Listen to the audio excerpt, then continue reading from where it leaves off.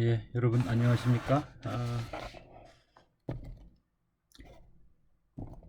2020년 2학기 국제개발협력론 3주차 첫 교시 강의를 시작하겠습니다. 여러분, 먼저 도어 시스템에 제가 들어가서 2주차 과제를 확인을 했는데요. 2주차 과제가 지금 이 3주차 수업 내용을 요약하는 거였었죠. 어제까지 9월 14일까지 올리도록 그렇게 되어 있는데 안 올린 우리 학생들이 있어요.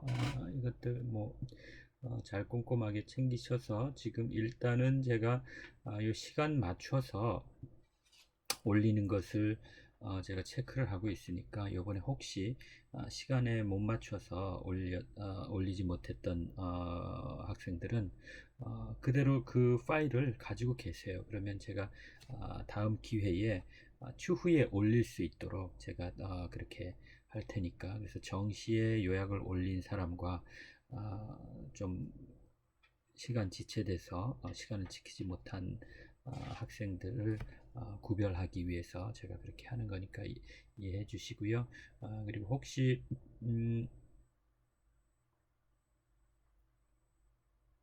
지금 올리지 못했다 하더라도 너무 염려하지 마시고 가지고 파일을 그대로 보존하고 계셔서 제가 나중에 올릴 수 있도록 하거나, 또 아니면 중간에 올리지 못했던 것들을 한꺼번에 제출할 수 있도록 하는 기회를 드리도록 하겠습니다. 어쨌든 매주 한 챕터씩 교재를 진행하게 되니까 여러분이 틈틈이 뭐 일부러 시간 내서 하지 마시고 틈틈이 그 책을 조금씩 평소에 읽으면 내용들이 그렇게 어려운 내용들이 아니기 때문에 한 두어 번 정도 읽으면 여러분이 충분히 이해하실 수 있고 또 요약 간단하게 하실 수 있는 거니까 또 그렇게 꼭 해주시면 좋겠습니다. 5개 국제개발협력의 주요 이슈에 관해서 3장이 서술되어 있는데 한 5개 정도 절로 되어 있죠.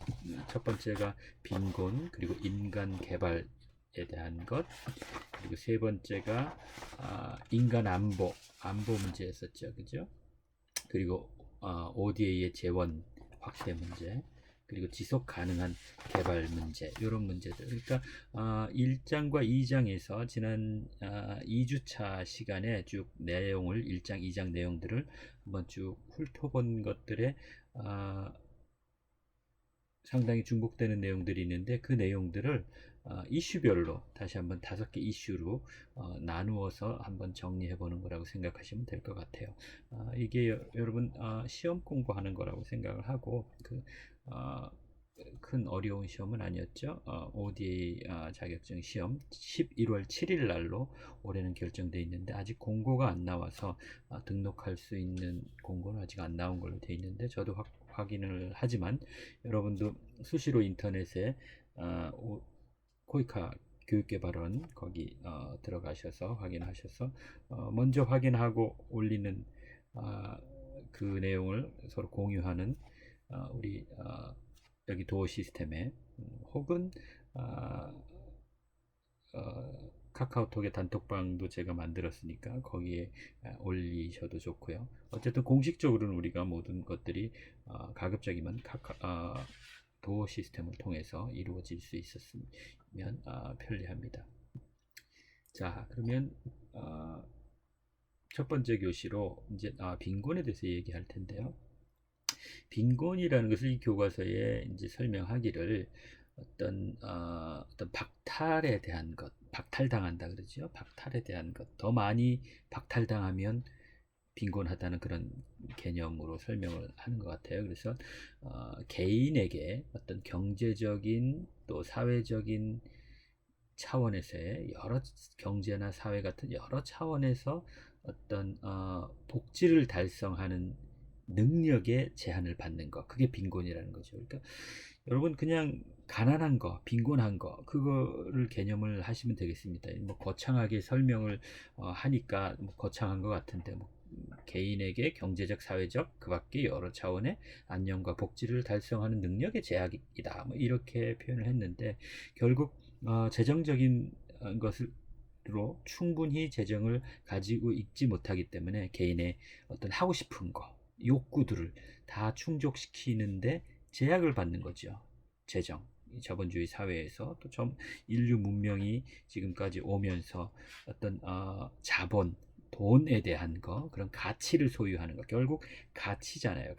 가치를 어, 소유하는 수단이 이제 재정, 돈이 화폐가 되겠는데 그것의 어, 한계가 결국은 자신이 만족, 행복이라고 할까요? 어떤 여러 가지 어떤 그런 것을 충족하는데 제약 요인으로 되죠. 그래서 그런 상태를 빈곤이다 하는 뭐 그렇게 얘기를 한 것 같아요. 그래서 여기서 우리가 뭐 그 정도 빈곤은 뭐 이 빈곤이란 무엇이냐 뭐 이런 문제가 나올 것 같지는 않으니까 다만 빈곤이 왜 발생하는가 하는 거에 대해서는 우리가 조금 개념을 정리할 필요가 있을 것 같아요. 빈곤과 어떤 불평등. 그래서 여기서 불평등이라는 개념을 교과서에 제시하고 있는데 불평등이라는 건 평등하지 않은 것이죠. 그죠? 인간들이 사회 구성원들이 또 특히 우리는 지금 국제개발협력론에서는 개인이지만 국가 단위로 우리가 그 원조를 주고 또 경제 발전을 하고 경제적인 어떤 부를 창출하게 하고 그것을 통해서 개인의 어떤 안녕을 추구하기 때문에 어떤 국가 단위로 생각을 합니다. 기본적으로. 그래서 불평등이라고 할 때는 국가들 간의 어떤 불평등을 얘기하는 거죠. 물론 개인에게 적용되기도 하지만. 그래서 이 불평등이라는 것이 빈곤의 가장 큰 어떤 원인이다 이렇게 생각을 합니다. 개인 간에 국가 내에서 왜 빈곤한 사람들이 생기느냐 그것은 빈곤한 사람과 빈곤하지 않은 사람들 간에 어떤 형태로든 불평등이 있는데 그 불평등이 결국은 빈곤, 재정적인, 경제적인 빈곤 또 그것을 통해서 다양한 어떤 개인의 욕구를 충족시키지 못하는 제한을 받는 그런 주요 원인이 바로 불평등이라고 이야기를 하는 거죠. 그리고 또 주요 원인이고 또 그 빈곤을 더 심화시키고 고착화시키는 것 그것이 바로 불평등이라고 어, 설명을 하고 있습니다. 그리고 또 불평등이 빈곤의 원인인데 빈곤하니까 또 불평등해지고 그러니까 서로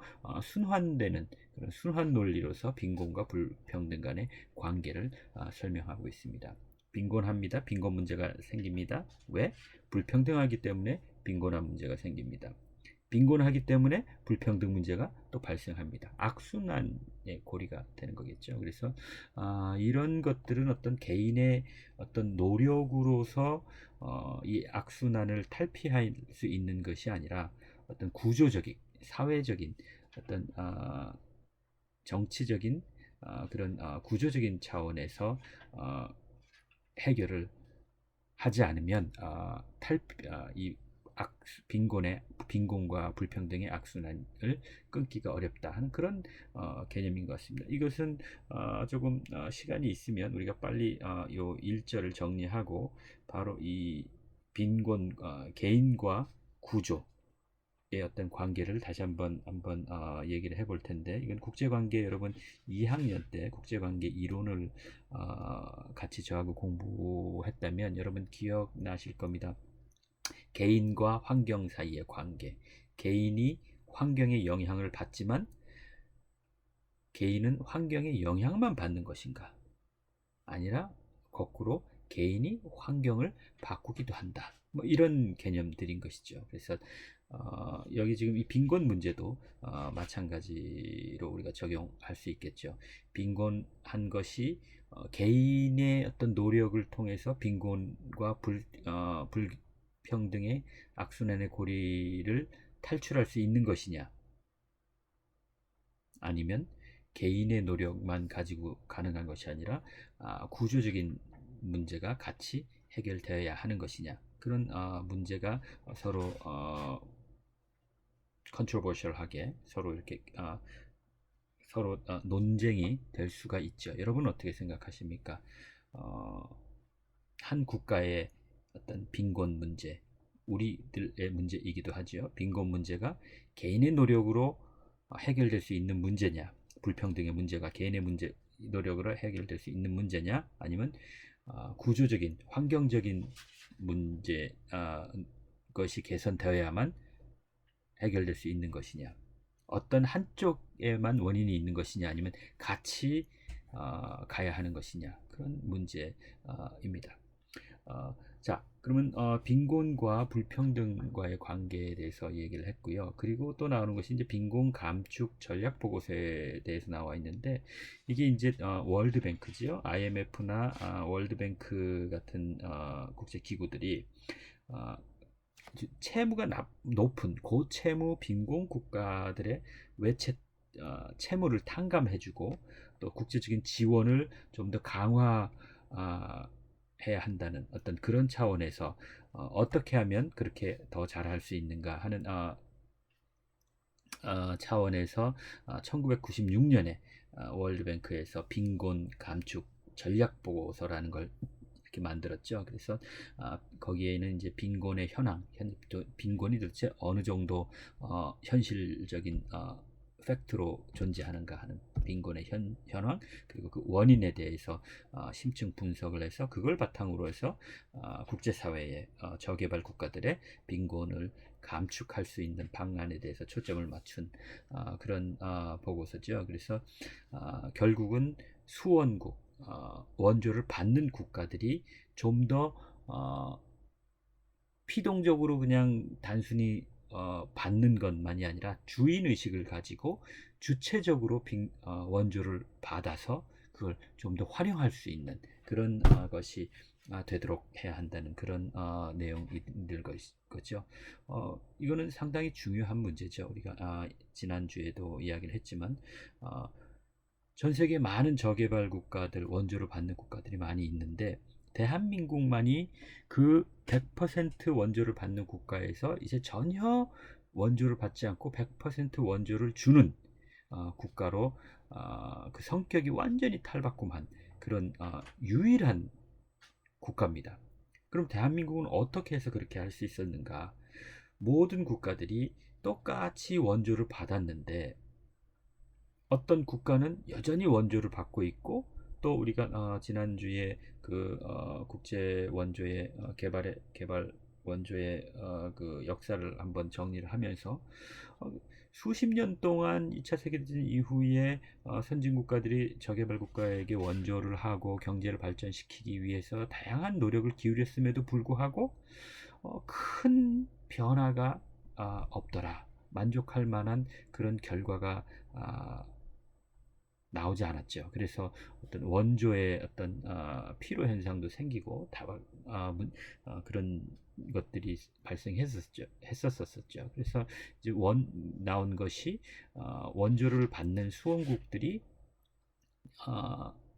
단순히 그냥 피동적으로 받기만 하는 것이 아니라 적극적으로 주인의식을 가지고 원조를 받고, 또 그 원조를 적극적으로 활용을 해서 발전할 수 있도록 스스로의 노력, 이런 것들이 필요하다는 그런 결론들을 가지게 된 것이죠. 그러니까 소위 물고기를 그냥 주기만 하는 것이 아니라 물고기 잡을 수 있는 능력을 키워주는 그런 것들, 교육이 그래서 더 중요하게 되는 것들이죠. 그래서 그런 것들입니다. 그래서 이런 상황들을 우리가 비교해 보면 아까 얘기한 대로 빈곤 탈출이 어떤 개인의 노력으로 가능한 거냐, 개별 저개발 국가의 노력만 가지고 가능한 거냐, 아니면 환경, 그 구조적인 것들이 바뀌어야 되는 것들, 원조를 더 많이 해주는 것들로 해결할 수 있는가. 아마 대한민국의 상황을 연구를 하면 그 바람직한 답이 나오지 않을까 싶어요. 원조만 가지고 빈곤에서 탈출할 수 있다고 한다면 수십 년 동안, 거의 80년, 70, 80년 2차 세계대전 이후에 동안 원조를 해왔는데 만족할 만한 성과를 거두지 못했다는 것은 뭔가 좀 우리에게 생각할 거리를 주지요. 그런데 한국은 만족할 만한 만족 이상, 기대 이상의 결과를 가져온 것이죠. 그럼 어떻게 한국은 그렇게 할 수 있었을까? 한국 스스로가 주체성을 가지고 주인 의식을 가지고 원조를 단순히 받고 소비하는 것뿐만이 아니라 받은 원조를 가지고 그것으로 다시 생산하고자 하는 어떤 주체적인 주인 의식적을 가진 그런 노력이 상당히 상대적으로 다른 개발도상국에 비해서 한국의 노력이 지대했다, 그런 것이죠. 그러니까 우리가 흔히 말하는 우리 대한민국의 이런 기적적인 정치 경제적인 발전을 얘기할 때 우리 윗세대들 부모님, 조부모님 세대가 허리끈을 졸라매고 열심히 노력해서 이런 경제적인 부를 창출하게 된 거다, 이렇게 얘기를 하는데 더 엄밀히 얘기하면 허리끈을 졸라매는 그런 노력을 대한민국만 했을까요? 그렇지는 않을 거예요, 아마. 그죠?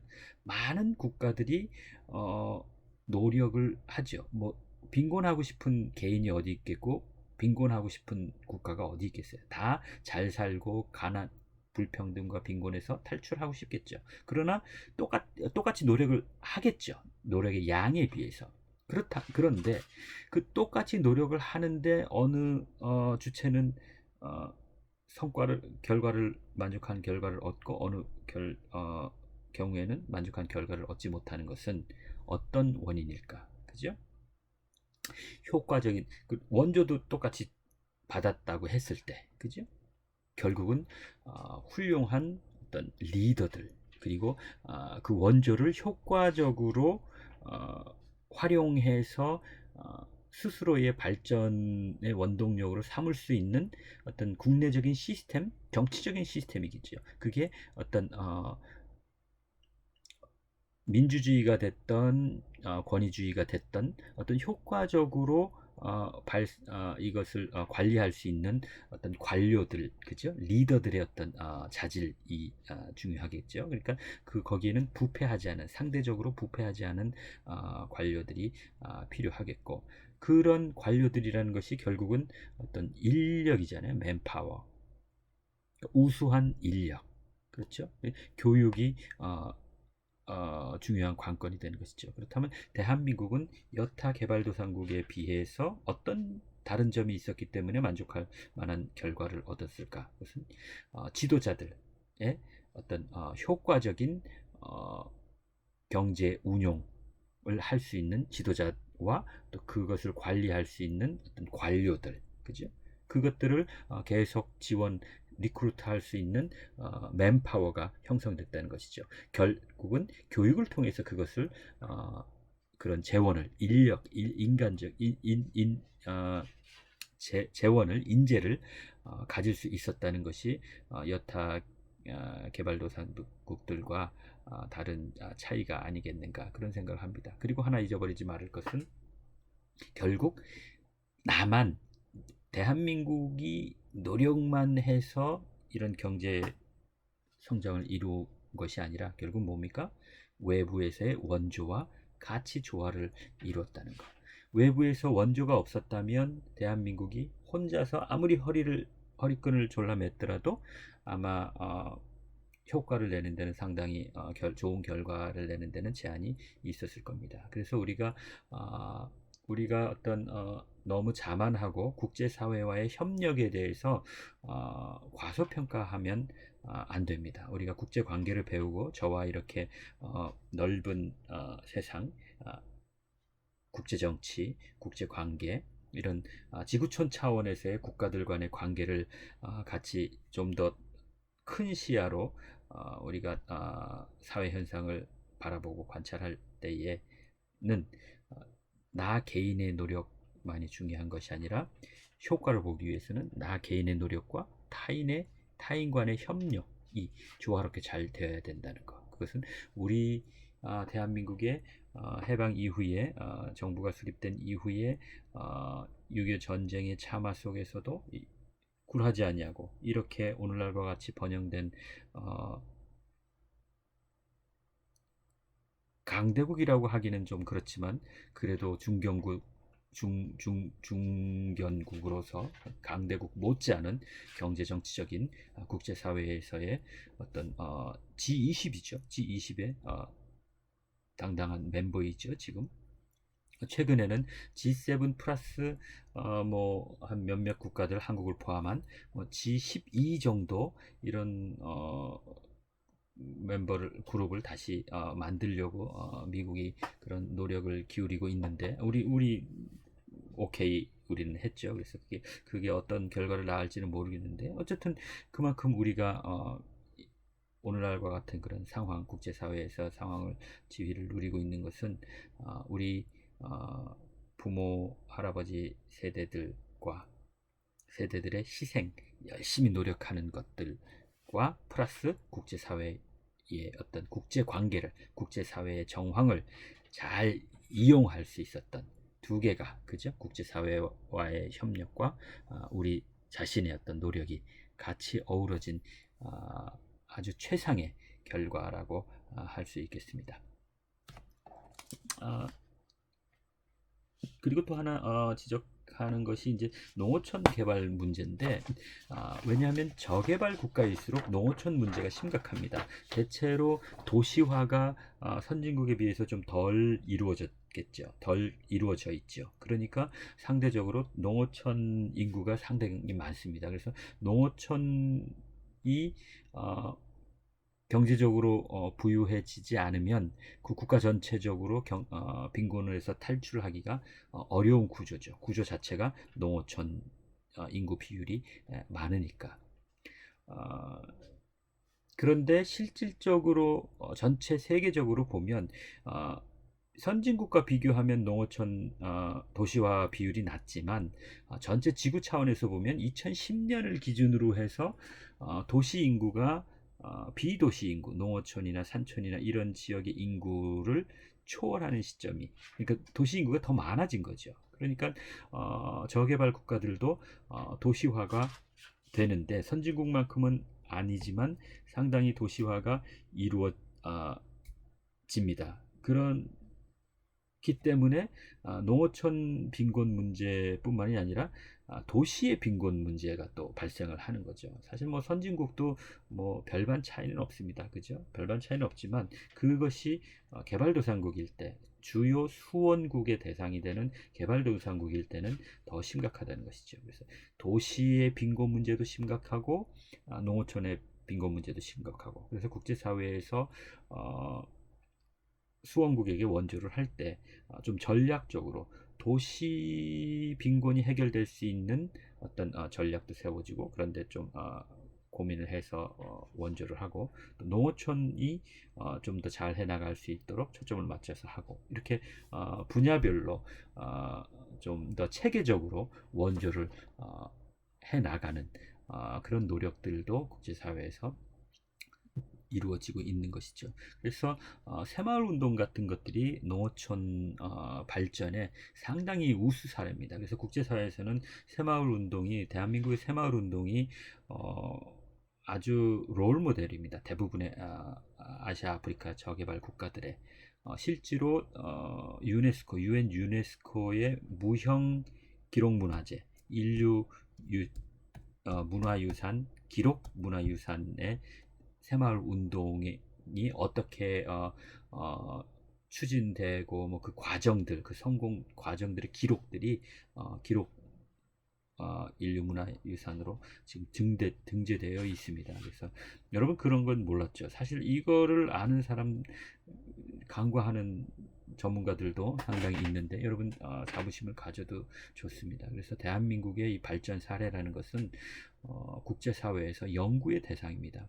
중국에서 특히 중국이 많이 경제 개발을 했다고 하지만 도농 간의, 지역 간의 격차가 엄청 심하기 때문에 결국 중국도 특정 도시들은 상당히 뭐 대한민국 못지않게 수입이 높은 고소득의 그런 도시들이 많이 있지만, 그럼에도 불구하고 농어촌에서는 아직도 절대 빈곤 상황이 대다수라는 것이죠. 그래서 농촌 문제를 해결하는 것이 중국 공산당의 상당히 중요한 과제 중의 하나인데, 이 부분에서 대한민국의 새마을 운동을 이렇게 배우고 또 적용하는 그런 노력을 중국이 지금 많이 하고 있습니다. 중국뿐만이 아니라 개발도상국 대부분의 국가들에서 그렇게 합니다. 그래서 중국 저의 아시아개발연구소 제가 하고 있잖아요. 몇 년 전에 2, 3년 전에 중국에서 박사 논문을 새마을운동에 관련해서 그렇게 연구하는 그런 논문을 쓰는 학생이 있었습니다. 그 학생이 아시아개발연구소에 한 학기 동안 와서 새마을운동 사례 그것을 연구하고 돌아갔는데, 지금은 박사학위를 받아서 중국에서 교수를 하고 있죠. 그만큼 그 학자뿐만이 아니라 중국에서 사실은 우리가 많이 관심을 안 가져서 그렇지, 중국이 대한민국의 발전 사례, 특히 새마을운동 사례를 많이 연구하고 있다. 뭐 그런 정도 말씀을 드리고요. 하나 마지막으로 지적할 게 이제 정보 문제죠. 이게 저개발 국가라고 해서 컴퓨터가 없고, 저개발 국가라고 해서 우리가 누리고 있는 휴대폰, 스마트폰을 사용하지 않는 것은 아니에요. 그죠? 저개발 국가도 우리처럼 똑같이 인터넷, 무선 와이파이 다 활용하고 스마트폰 다 활용합니다. 문제는 뭡니까? 선진국들은 저개발 보편화된 그런 이런 것들을 보편적으로 사용한다면, 저개발 국가는 보편적인 것이 아니라 특정 아주 부유층, 특정 상류 계층의 사람들만이 이런 혜택을 누린다는 것이죠. 그러니까 이런 정보나 이런 테크놀로지 기술을 누리는 계층이 선진국은 보통의 계층이라면, 저개발 국가는 아주 특권 계층만이 누린다는 것이죠. 그러니까 정보의 격차도 상당히 서로 격차가 심한 것이죠. 그래서 이 정보의 격차가 결국은 빈곤의 격차를 더 악순환을 더 촉진시키는 그런 역할을 하게 됩니다. 그래서 이 정보의 격차를 해결하는 그런데도 또 이제 초점을 맞추어서 원조하는데 또 고민을 하고 그렇게 합니다. 여러분, 쉽지가 않죠, 그죠? 남들 도와주는 게 이렇게 쉬운 게 아닙니다. 무조건 뭐 돈만 준다고 되는 게 아니라, 이렇게 그 각자에게 필요한 맞춤형 도움을 주는 것이 실질적으로 도움이 되는 것이죠, 그죠? 나는 옷이 필요한데 뭐 먹을 거를 준다든지, 나는 배가 고픈데 밥은 안 주고 뭐 신발만 멋진 신발을 준다든지, 그럼 그 의미가 없는 것이죠. 그래서 도와주는 것도, 개인이 도와주는 것도 상당히 도움을 받는 사람의 어떤 필요들을 잘 알고 분석해야 되는 것인데, 국제 사회도 이제 그런 것들을 아주 체계적으로 하려고 노력을 합니다. 그런 차원에서 이제 빈곤 문제를 한번 다뤄봤는데, 근데 결국은 이렇게 국제사회에서 노력을 하고 조직적으로 원조를 해줘도 결국 그 원조를 받는 주체가 어떻게 하느냐에 따라서 그 결과는 상당히 달라질 수 있다 하는 것이 대한민국의 어떤 경험적 사례를 통해서 검증되는 것이 아닌가, 그런 생각들을 해봅니다. 그 뒤에 이제 부분들은 우리가 2교시, 3교시 금요일 날 있는 2교시, 3교시 시간을 통해서 마무리하도록 하겠습니다. 예, 여러분 수고하셨습니다.